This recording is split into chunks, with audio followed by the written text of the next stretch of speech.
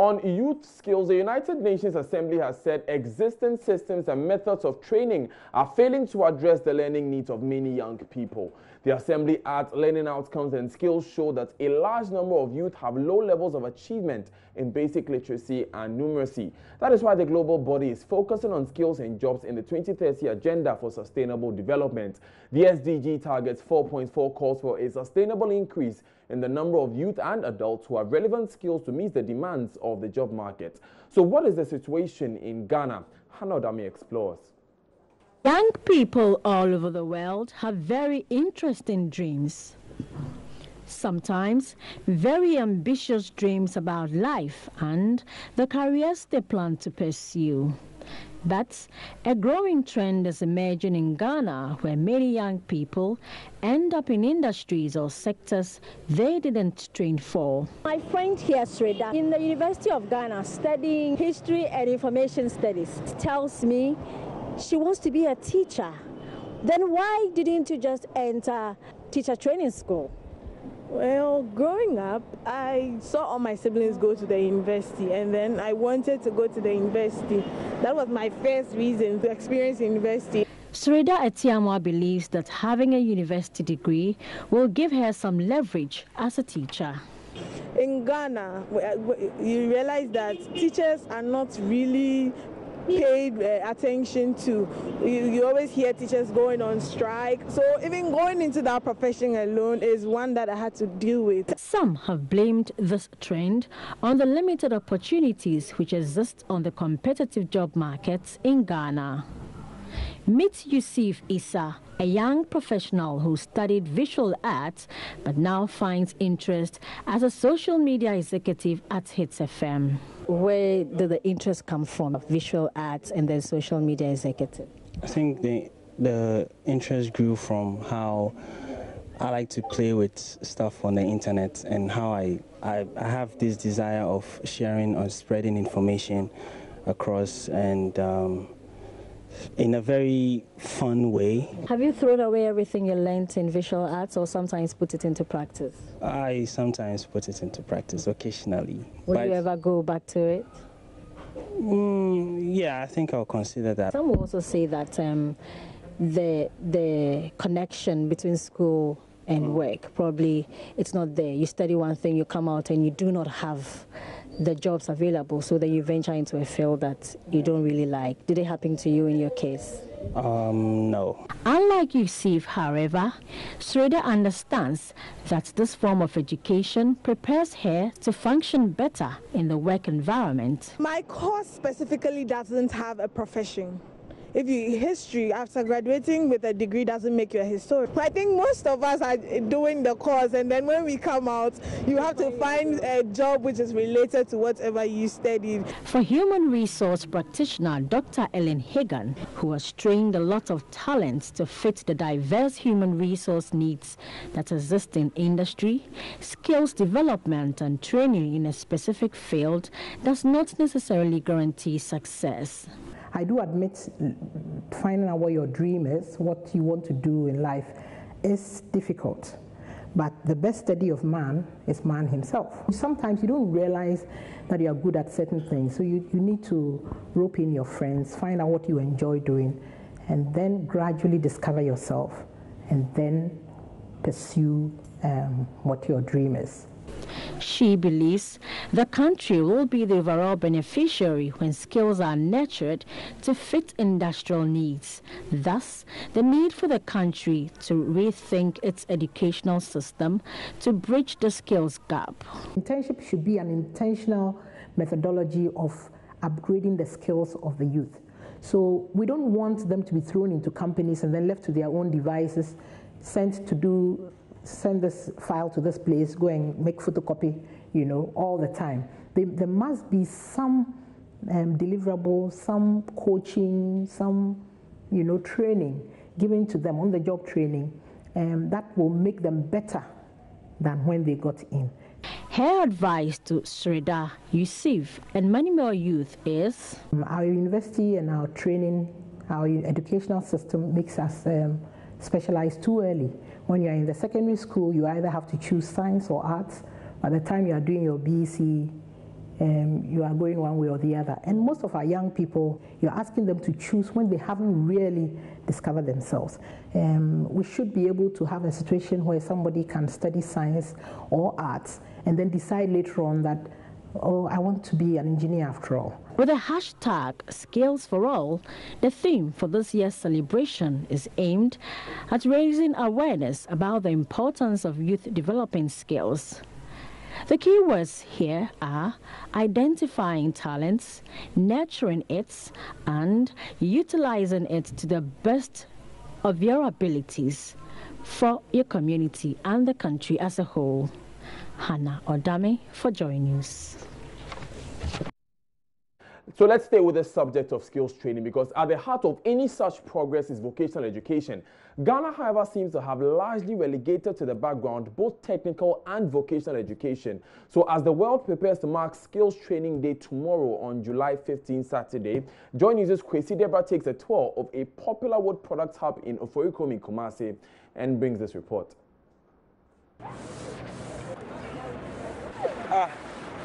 Along the main Accra-Kumasi road is a carpenter's village at Oforikrom, though unofficially designated. It is one of the biggest furniture hubs in the Ashanti region. The informal establishment, which has operated for over 20 years, accommodates over 70 carpenters. Call it an El Dorado of teenagers and school dropouts who have passion for carpentry as a profession. 25-year-old Akwesi Pepra has worked here for close to a decade. He works with an older colleague, 35-year-old Ose Kwadwo.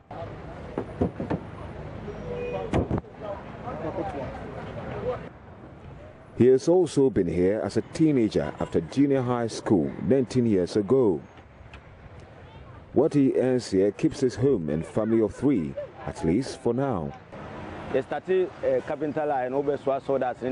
started when I was in JHS. There, I used to carry sawdust. After JHS, I couldn't get help to continue my education, so I was formally ushered into this job. You have to work and buy your own tools.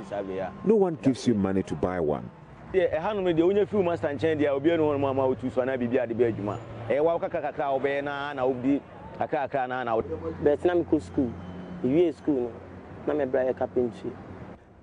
My brother was a carpenter. He couldn't help to continue my education, so I understudied him and moved in here. It is located at the foot of a hill. They recall instances where vehicles had lost control and destroyed their wares. It is a very dangerous place. If we could get a formal place to work like what they did to the Aronga Wood Village, it will help us a lot.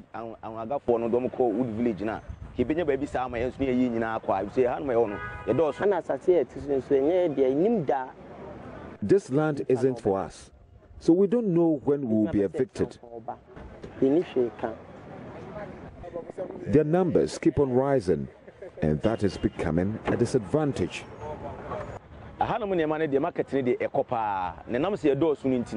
The market is very good, but because we are many, sales tend to delay.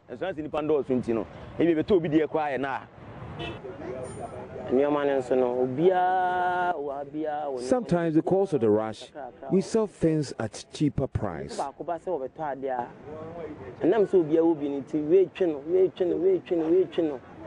Instead of saying,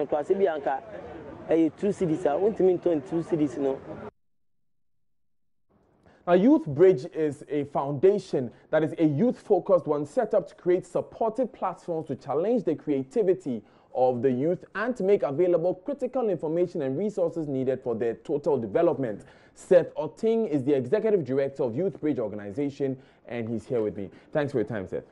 Thanks for having me, Daniel. So we've seen two different categories of young people. The first package with Hannah was basically university-educated young people. The second package with Kwesi was people working in a wood village. So we've had those going through formal education and those going through informal skills training.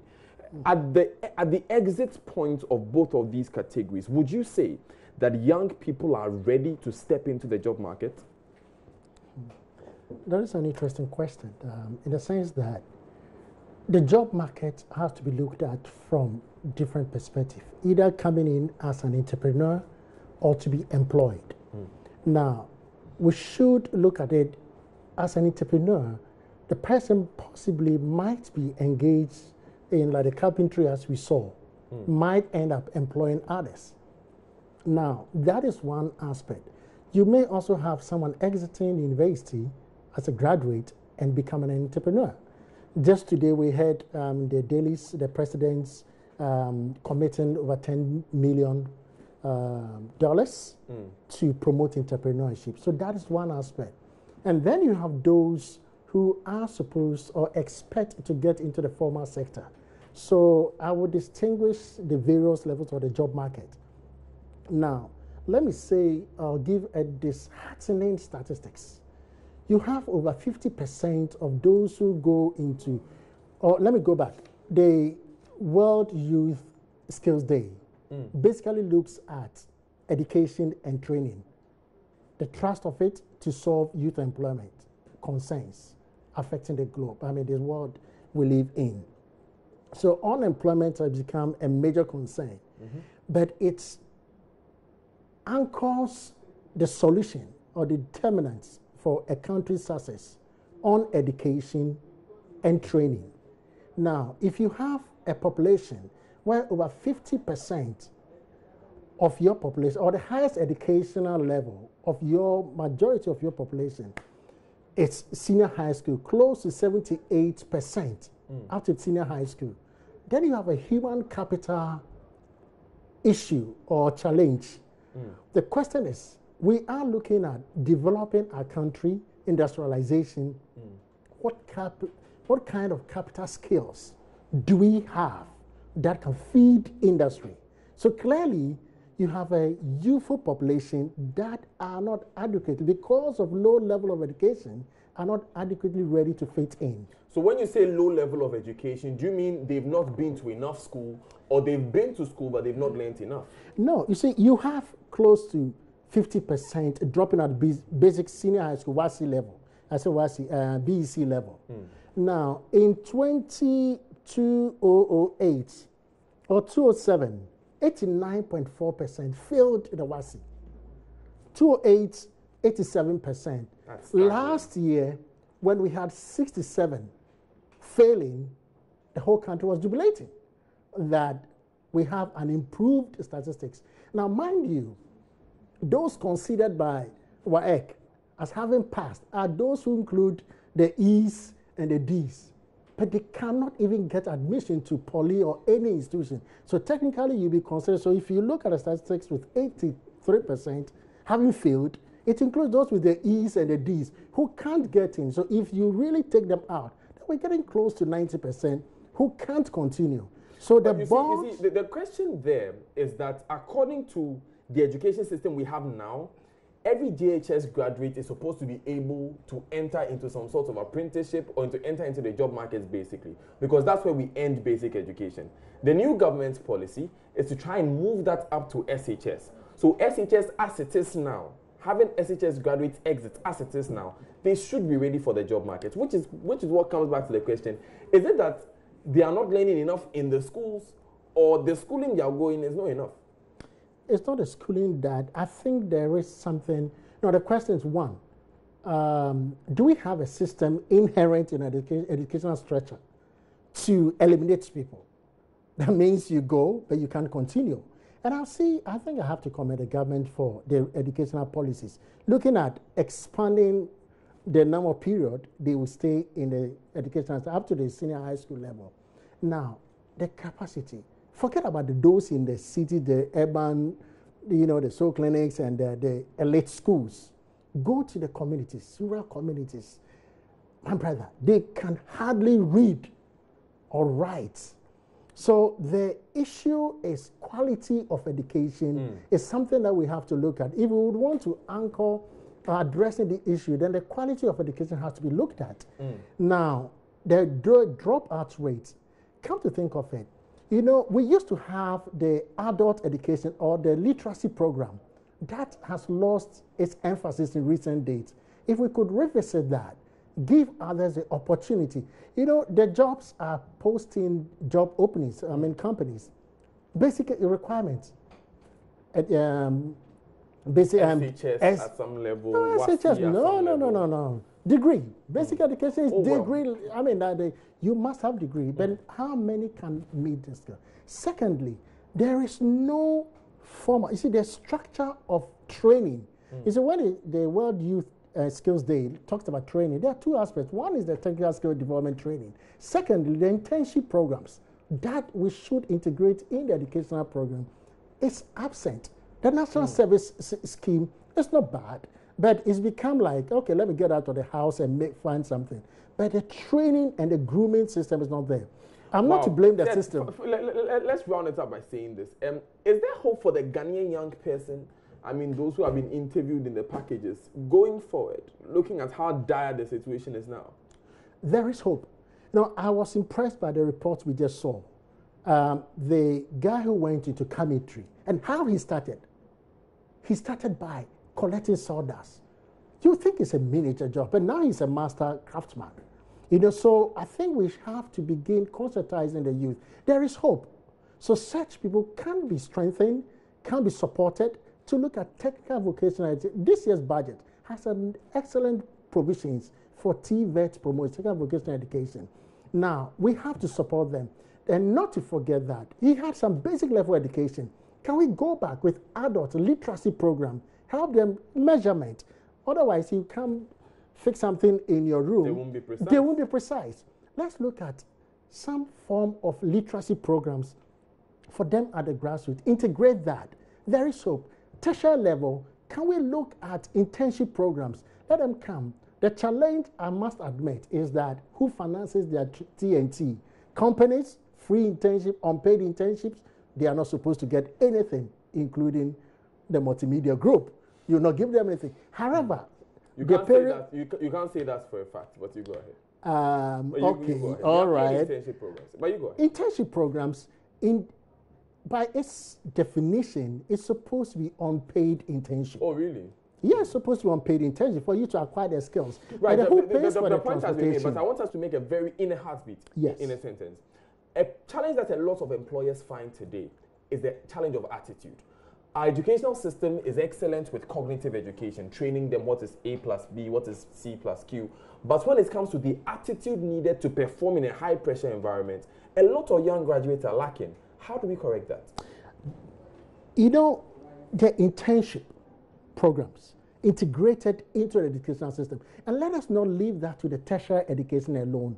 Let's have, even at the basic level, even if it gets to the office, they're waking up. I've had someone who works at the bank, manager, sending their daughter to work with us. He said, he just completed junior high school. He said, you know what? Waking up early morning is a training. Getting to work at 8. And the attitude, knowing that she has to dress well, she has to be groomed. This process should not be left at the university level. Start early so that it doesn't get too late. Let's discipline and have the youth. There is hope. I wouldn't give up. I want us to end on that hopeful point. Thank you very much, Seth Oting. He is with Youth Bridge Organization.